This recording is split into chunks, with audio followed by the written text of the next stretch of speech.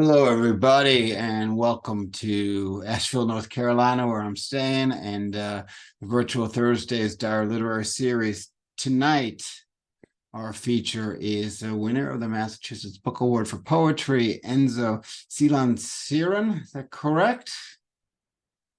Hey, Enzo, and let me tell you a little bit about Enzo, if I may.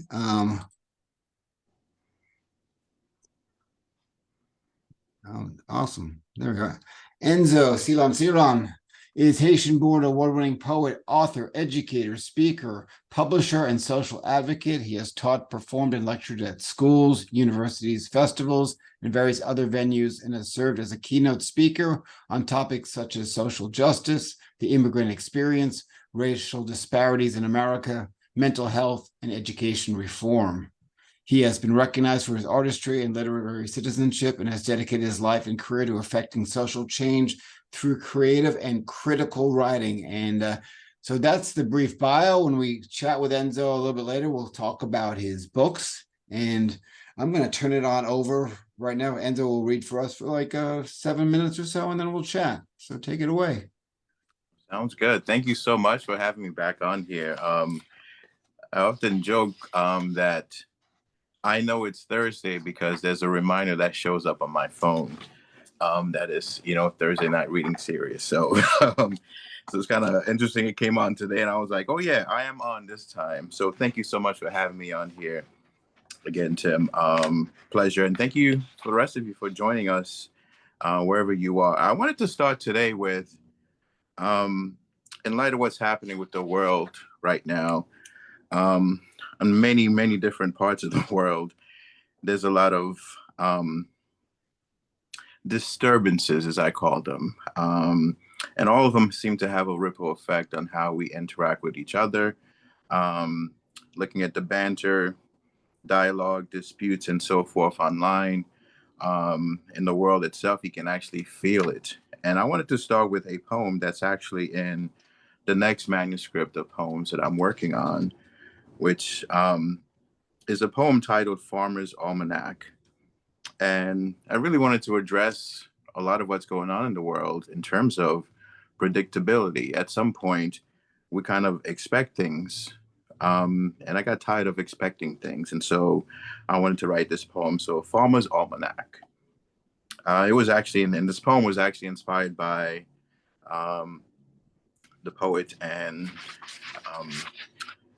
newly nonfiction writer as well, memoirist, Jane Wong, from a post that she had on her Instagram page, and it just took me into a different space. So as such, I'm dedicating this poem to her. Farmer's Almanac. Autumn is mailing in its leaves like an absentee ballot. I oblige and put up no fuss since you are not here. This was supposed to be our year to frolic and be merry, but life on the planet's become about convenience, and only designated survivors can wear the crown.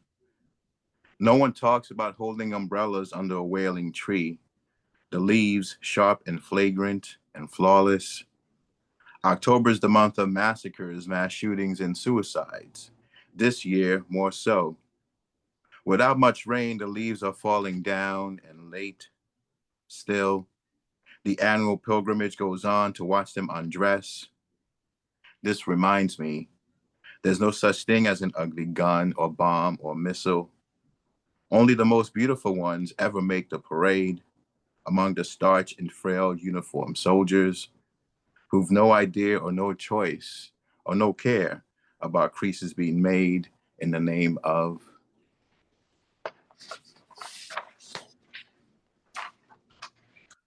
I think about what it means to be a human being right now.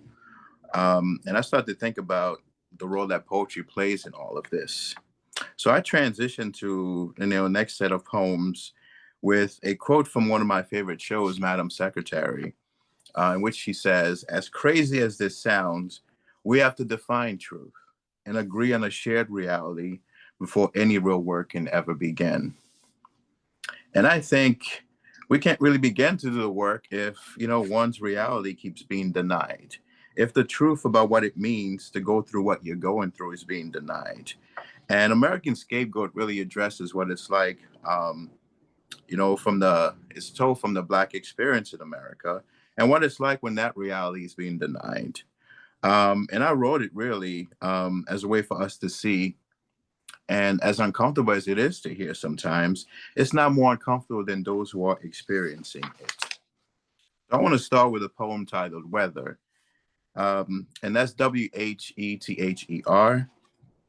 But since we are in New England, it's 40 something tonight, and it's supposed to be 60 tomorrow, 60 something. And then we're back to the 40s. And so I kind of play on the whole weather as well into traditional sense. And if you're from New England, you definitely understand the first couple of lines of this poem. And this is from American Scapegoat, Weather, an American libretto. Whether or not you believe in weather, it will happen to you, will find you without warning, it doesn't care. Whether or not it hurts is of no consequence, nor a building or levees collapse, or the trees, the wind, and nature's fury. A mother country with no deal to be made and with no care about. Whether or not you have been under the weight of an already murderous reign, and that your life regiments its regimes, doesn't matter. Whether or not despots have already marked these spots with death, the earth rumbled and crumbled huts and monuments alike, like it didn't matter.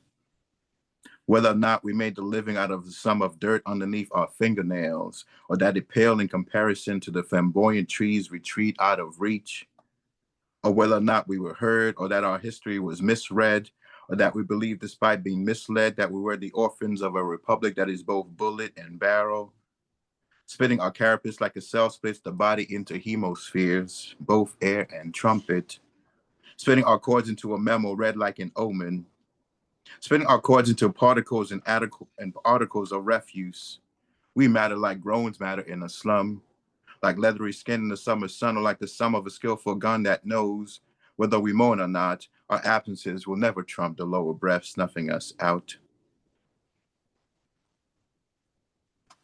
Now, this particular poem is a longer piece, but I read the first half of it for the sake of time, but also for the sake of discussion. Really, it's what happens when one is expecting things to happen on a regular schedule. And we talk about, mass shootings. We talk about what's in the news. We talk about all sorts of things happening. A crisis that's happening in the border of, Haiti and the Dominican Republic. We start to say to ourselves, how do we get to this point? And then I start to think about the role that poetry plays. In a recent post online, I talked about the challenges of situations like this or times like this when folks want hopeful poems. And I want to write hopeful poems and I want to write, quote unquote, I think at one reading, someone came up to me at the end, and gave me a hug. I just remember elderly woman. And she was like, I'm from Russia, like tough environments, but, have you ever thought about writing, some happy poems? And I told her about how the essence of what I write is to give voice to those who don't have the ability to pen it, but also at the same time, when you go through struggle and everyone else is talking about happy things, you kind of feel like your story doesn't matter or that your plight doesn't matter. And so I do that to recognize folks that deal with those that operate in what I call the broken spaces, a coin that I borrowed from one of my mentors and really good friends, Alpha Michael Weaver, when we talk about these broken spaces. So I write from that point, but it doesn't mean that I don't want to write about other things. In fact, I wish I could write about other things. And so I wrote this poem, American Testimony, as a response to that, or an appeal to those who would rather hear nicer poems. American Testimony. I wish I could write about bees and collapsed colonies, and about a young child frolicking through fields of withered posies in search of something whole and tender, with their eyes held down and crying about the promise of all that is unseen. I wish this could be a verse about extinction and preventing lions and other wildcats from meeting the fate of a rifle's aim, and about how a broken tooth will always remind me of Cecil, whose murder caused a nation to hold his head down and cry. I wish I were writing about a beach whale or a pack of sea lions who mistook the sand for stardust or heavenly ground, and how a village of strangers nursed and ushered them back to the sea, watching, arm on shoulder, and heads down, crying. I wish what is written was about a rare moth that once made a dilapidated shack its home, and how it was spared minutes before demolition, and how it was the man who built the shack that discovered it, and how he held his head down and cried. Instead, I am writing in hope that you will care about my early demise, enough to be moved by how often I find myself on my knees and wailing under a dilapidated sun, and how your head is often constantly held down so you don't ever have to see me die.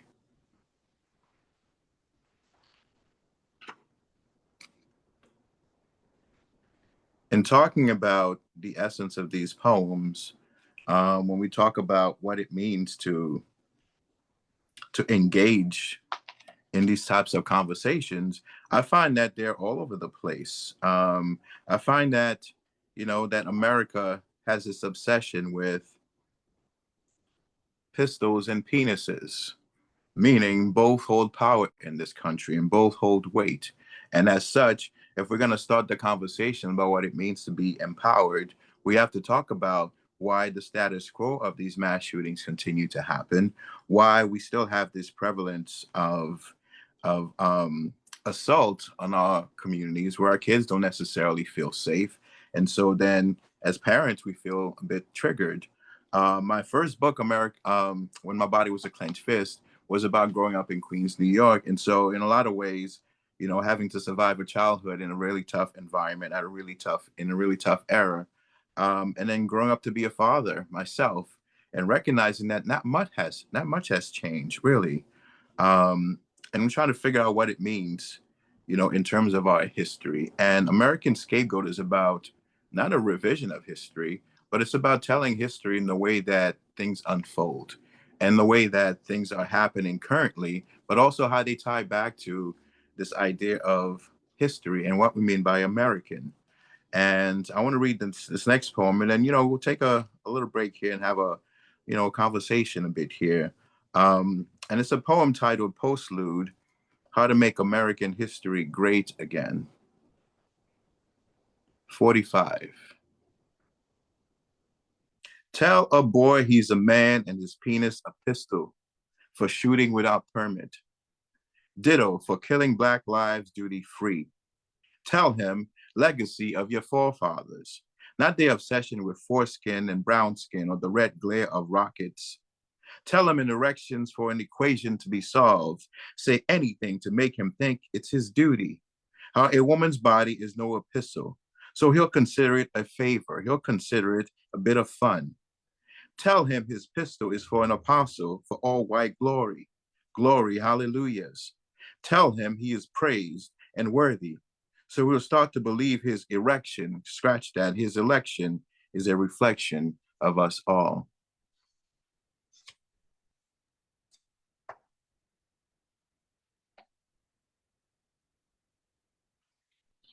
All right. Well, thanks, Enzo. That's some great stuff. And you first appeared right in the smack in the very beginning of the pandemic in 2020. So Yeah. welcome back. And you Thank were reading from When My Body Was a Clenched Fist. And since then, congratulations on the Massachusetts you. Book Award for that book. It's Thank you. An amazing collection. So I'm going to ask you questions about your work, how you write, your themes. So American Scapegoat basically is described as the neglectful relationship with our past history and how America feels the need to be protected from Black people. And there is a little caveat in that saying about what we can do about it. So either through poetry or other means, what can we do about this phenomena? Well, it's the idea of one of the epigraphs I have in the book is, if you protect the lie, then you can save the village, right? And so it's almost like these truths or untruths that are told. And it happens within families as well, right? Family histories. And we grow up with these kind of truths and we say, well, it's always been like this. And then there are some uncomfortable truths that our families, don't like to share. They don't like to talk about. And if we're considering America to be a family, even much bigger than that, a village, then we have to talk about some of the things that we don't talk about that make us feel uncomfortable, right? And so in writing American Scapegoat, I'm addressing it as not void of the status of being American. It's the Black experience is as much of an American experience as anything else. And so when are we going to start to have these truthful conversations, right? When are we going to start to have them in a way that, yes, we can sit in a room and be uncomfortable. That's okay. We need to sit with that. And then that's how we actually talk to each other about some of those things, right?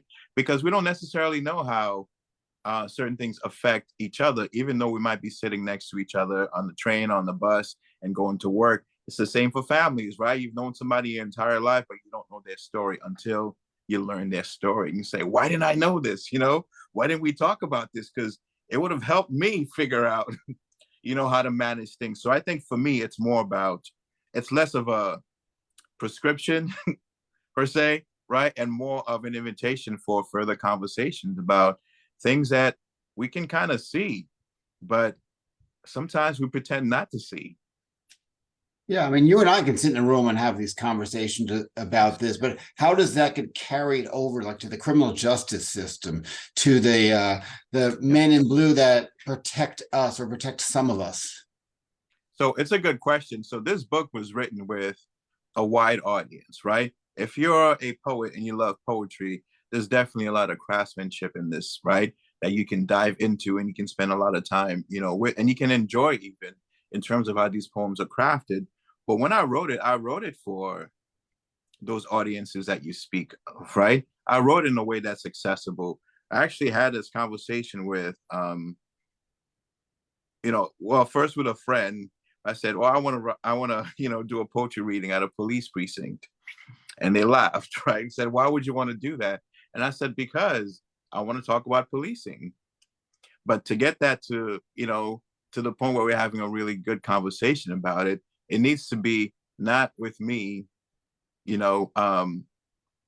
standing outside doing it, right? It needs to be like, I'm in your space. I'm in that space that we can have this conversation about what it means if I don't feel safe.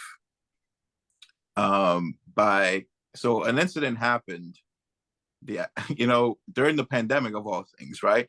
Where I was followed on the beach by this person and she just kept following me. And it was one of those, I'm going to muscle you off the beach, right? To make you feel uncomfortable to leave. And she got really, really close to me, all up in my face. And someone said, you should have called the police. Now that was in the middle of all that stuff, right? That was happening. And so I said, how do I do that? And so I wanted to get that emotion in there to say, if I feel stuck and I feel like I'm being threatened or I don't feel safe, and calling the police puts me in just as much of a, in danger of being, my safety is in danger. So what do I do? And those are the kind of conversations I want to have with the police, but I can't have them unless I'm given that audience, right? And it's the same for lawmakers as well. Like there's a lot in there that, and I'll read the Freddie Gray suite, which actually addresses that directly and addresses the system, right? And so we talk about policing. Well, the police are just one part of this, right? If something is not against the law, right, then it makes it very hard to, right? Yeah. So go after. Yeah. So your book that won the Massachusetts Book Award very much is reflective upon your time as a boy growing up in Queens and how racial justice affected you. And your most recent book having to do with the scapegoating. How has your poetry, when you wrote the second book, where did you go mentally between the first, actually that was 2 books ago, between the Clenched Fist book into this one? Well, it's interesting because I sat with the Clenched Fist book for a while before it was picked up, right? And when I was done with that, and I was like, okay, that's the childhood portion. Now, you know, you're a man, you're grown up, you know, what's going on, you know, and I look back at some of those poems and I think to myself, it's it's really a journey, right? I start from the inside because oftentimes people talk about deflection, right? And so we write about things because we don't want to face certain things. And in writing, when my body was a clenched fist, which dealt with, you know, the psychology of growing up in such an environment and how that affects, you know, how my anxiety, which I had for most of my life, right, came out of that experience. But I didn't think that was the case, right? Depression, the same kind of thing, right? And so then you start to talk about post, you know, traumatic stress as a result of people growing up in those situations, but that's not the label you often get, right? You get labels when people are acting out, you know, they're doing certain things, or they're mischief, you know, delinquents, whatever it might be, but no one asks the question about whether or not they're dealing with, you know, psychological effects of their environment. With American Scapegoat, it's on a great grander scale. You know, I leave Queens, New York, and now I'm looking at the entire country in itself and saying we are grappling with the serious pathology here, right? Oh, And yeah. how we start to frame things, and everybody's up for being a talk. It just changes, right? It's like, because when you have a system that's built around that. And by the way, when I talk about white supremacy, it's not just about blackness. I talk about how white supremacy even, you know, attacks, you know, white people and any other, you know, any other group, right? And makes them marginalized because whiteness as America has become a political construct in many ways, right? And so when we talk about what it means to do that, we have people who are in rural Alabama dealing with a drug epidemic, but no focus is on that, no cameras, no news networks, none of that stuff. And they're dying a you know, rapid rate, right? But then we'll focus on Chicago because that's where the news goes, right? That's where, you know, we're familiar with. That's, oh yeah, it's the people in the inner city, right? And so when we start to have a much bigger conversation about what the country is really grappling with, that's when I think we can come together and start to solve some of these issues. All right, a question from RJ Jeffries. He says, do you feel that poetry needs to have an even more prominent presence in these most trying times? I I love you for that question. Let me just say that. Okay. That's a great question. The answer is yes. So I was having this meditation because every single time I write, and I don't know if it's the same for you, and you've written a lot of books, you know, congratulations, by the way, on the best of, you know, like when you Thank you. get to that point, you know, that means like you have a number of collections. But every single time people are still talking about whether or not poetry is relevant. And I said, any single time we have something where we need words, we go to the poet. When we need some type of frame and some type of understanding, we use poetry. Um, but I think this is the time for poetry. I mean, there's poetry for all types of times, but I think especially during difficult times, to be able to slow things down. And that's what I wanted to do with the book. It's not about yelling to see who can yell the loudest, you know, to see who can come up with the most clever words. It's about distilling a situation to say, okay, take a look at this. Did you notice that? Did you notice this? Okay, maybe you didn't understand it the way that it was presented to you. Let me put it another way. Let me frame it in this way to see if maybe it brings a much better understanding. And I think that's the role of poets, from day one, is really trying to reframe and rephrase reality. We're not trying to redefine reality. We're not trying to change reality. We're just giving you a different way of looking at it, but it's the same truth and it's the same information. So I think it's even more relevant now because of the, as I mentioned, all the chatter that's happening on social media, all the discourse, all the political, you know, back and forth. And it's like, wait, is anyone paying attention to this? Did you see this? Did you notice this? Why are we saying this? Do you know what this means? We've said this before, and here's what it led to. And I think with a poem, you can cover all of that without writing a 300-page, you know, novel or book. Robert Fleming asks, Walt Whitman also took point of view of America in his poem, I Hear America Singing. What is your inspiration to take the point of view of America? I think so. Whitman, and I love